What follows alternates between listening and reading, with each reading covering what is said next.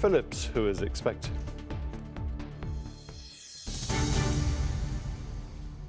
But first, an overhaul of the national curriculum for schools in England has been announced by the government. The Prime Minister says the reforms are a revolution in education and are vital for the country's economic prosperity. But critics say the plan, due to be implemented in 2014, is unrealistic. Our Deputy Political Editor, Chris Shipp, has the details. A very special visitor for you this morning. It's not often the Prime Minister gets this sort of reaction on his travels. But perhaps the children at this primary school would have been less enthusiastic about their guest if they knew he is about to force them to start learning fractions at the age of 5. You can move the turtle around, just drag and click.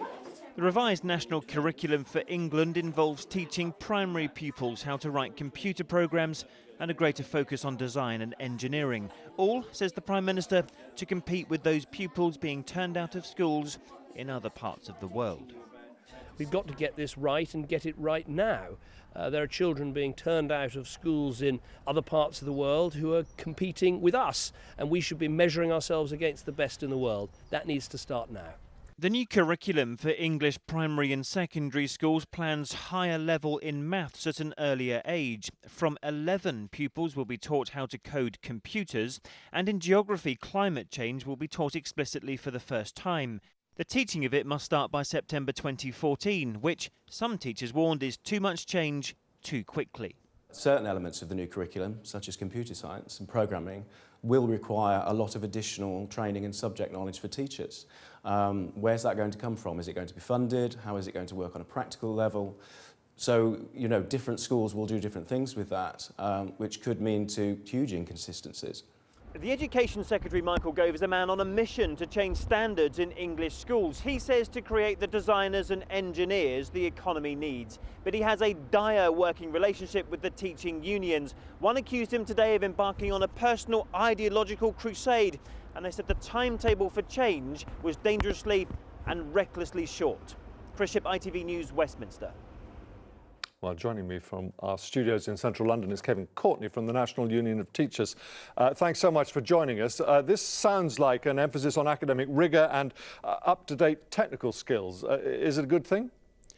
Oh, well, we're afraid it isn't a good thing. Michael Gove's national curriculum is massively under-resourced, massively rushed. It's not even a national curriculum in that it doesn't apply in academy schools.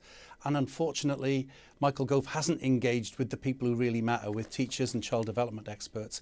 And there's stuff in the new curriculum that we applaud, but there are places where we really don't agree that it's age appropriate.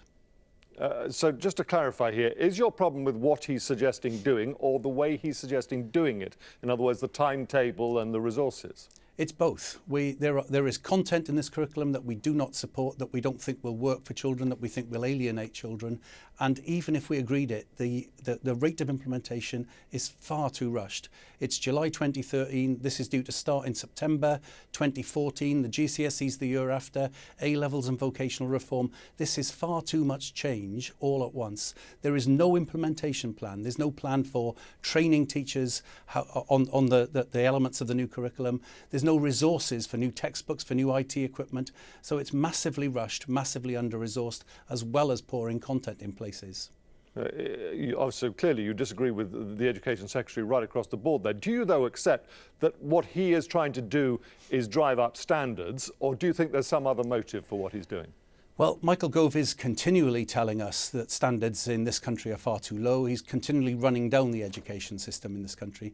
We don't support the notion that education is in a crisis here.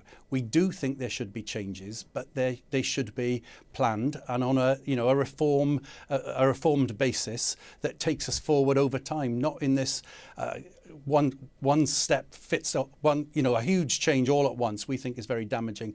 We don't therefore support Michael Gove in saying that this is about better standards.